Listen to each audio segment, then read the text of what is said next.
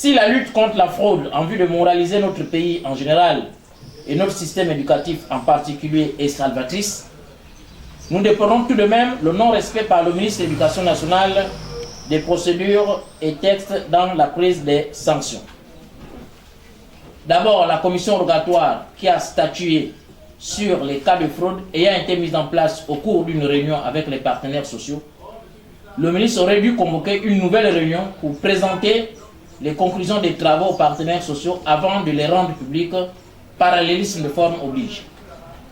S'agissant des sanctions prises à l'encontre des chefs d'établissement et des enseignants qui n'ont pas été préalablement auditionnés par la commission rogatoire, elles sont irrégulières. Ces sanctions sont en violation de l'article 10 de la Déclaration universelle des droits de l'homme qui dispose d'une part, toute personne a droit en pleine égalité à ce que sa cause soit entendue équitablement et publiquement par un tribunal indépendant et impartial qui décidera soit de ses droits et obligations, soit du bien fondé de toute accusation en matière pénale dirigée contre elle. Et d'autre part, de l'article 11 de la même déclaration qui dispose « Toute personne accusée d'un acte délictueux est présumée innocente jusqu'à ce que sa culpabilité ait été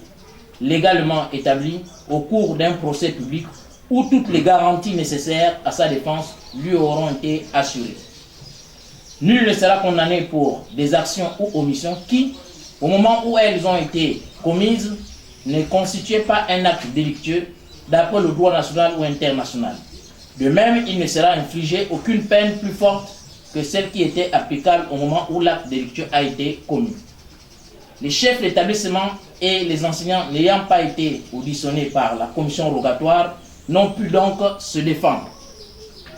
Dans le cadre des sanctions administratives, nous notons également la violation de l'article 130 de la loi numéro 8/91